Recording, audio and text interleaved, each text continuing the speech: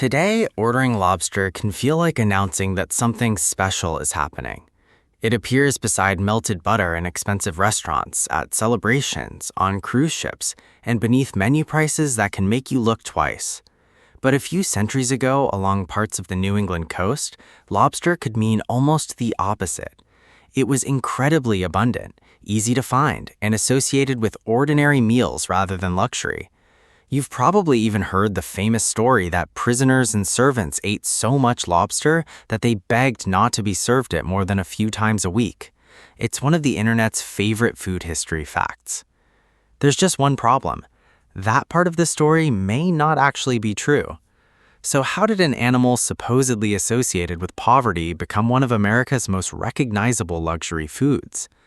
To understand that, we have to forget the lobster we know today and imagine the coastline of New England hundreds of years ago. Lobsters weren't sitting inside restaurant tanks with market prices beside them. They lived just offshore in extraordinary numbers. Historical accounts describe them washing onto beaches in huge quantities. When something is everywhere, people don't necessarily treat it as precious, they simply treat it as available. In Plymouth in 1622, Governor William Bradford described welcoming new arrivals when the settlement had very little food to offer. He apologized that they could present their friends with little more than lobster and water. Think about that for a moment. Today, serving lobster to arriving guests might seem generous. To Bradford, it helped demonstrate how little the colony had. But here is where the story becomes more interesting. Lobster was not universally despised. Across the Atlantic, wealthy English diners were already eating it. In the 1600s, Samuel Pepys described an elaborate dinner containing rabbit, chicken, lamb, pies, pigeons, and lobsters. The animal was the same. What changed was its surroundings. Along the New England coast, lobster could be extraordinarily common. In Britain, getting it onto certain tables was a different experience. And that gives us the first clue to this entire story. Food does not carry a permanent social status. We give it one. In colonial America, lobster's abundance meant it could become inexpensive food. It was also used as bait and fertilizer. That doesn't mean everyone hated it. It means there was so much of it that people had little reason to treat every lobster like treasure. And this is where we meet one of food history's most irresistible legends. You may have heard that prisoners were forced to eat lobster almost every day.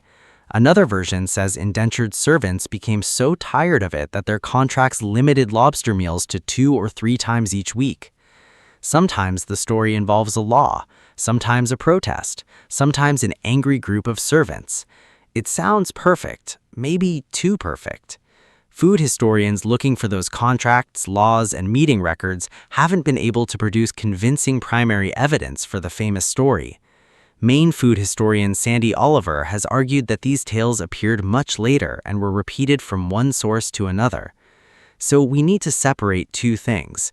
Lobster really did have a much lower social status in parts of early New England, but the dramatic story about servants winning legal protection from endless lobster dinners may be folklore. And honestly, the truth is more interesting, because lobster didn't become luxurious because someone suddenly discovered that it tasted good. The transformation required technology. During the 19th century, canning changed the way food moved. Lobster meat was highly perishable, which meant the market for fresh lobster had always been limited by distance and time. But put that meat inside a sealed can, and suddenly Maine lobster could travel somewhere it had never gone before. Around the 1840s, lobster canning expanded along the Maine coast. Eventually, more than 20 canneries were operating there. Now imagine what that does to an abundant local food. A lobster that once had value mainly to someone near the coast could be processed, packed, and sold to people far away. The market became bigger. Then transportation improved too.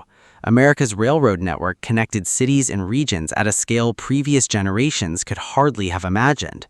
Seafood and other regional products gained access to consumers far from their original source. Lobster was no longer only food from the shore, it was becoming a product. And as demand grew, something else began happening. The huge lobsters that had once seemed ordinary became harder to find. Maine's historical fishery records describe an astonishing change. Around 1860, lobsters weighing 4 or 5 pounds could be considered small. 2-pound lobsters might not even be worth the effort required to process them. Only about 20 years later, canneries were using dramatically smaller lobsters. The ocean had not suddenly stopped making lobster. Humans had become much better at catching, processing, and selling them. And suddenly, abundance was no longer something people could take for granted.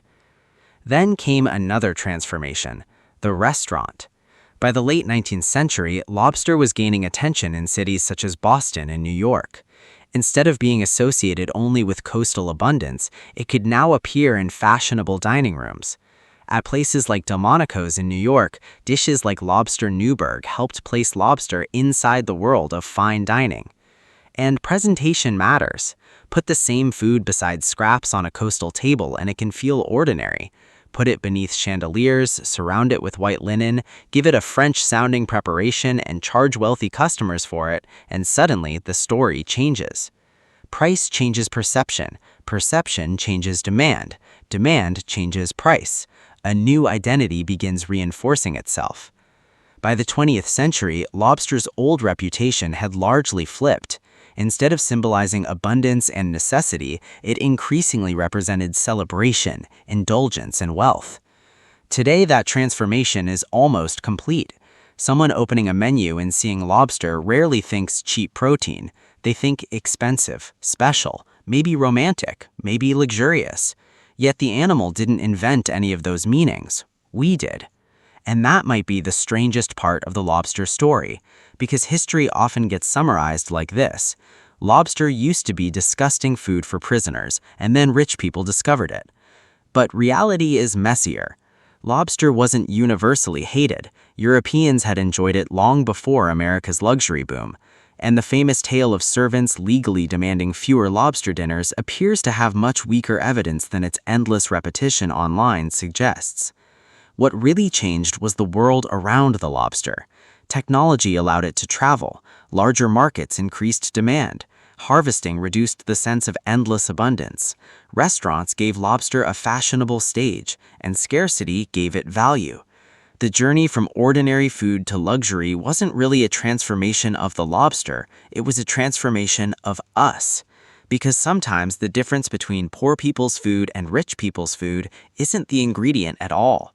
It's how much exists, who can get it, where it's served, and what society decides to tell about that food.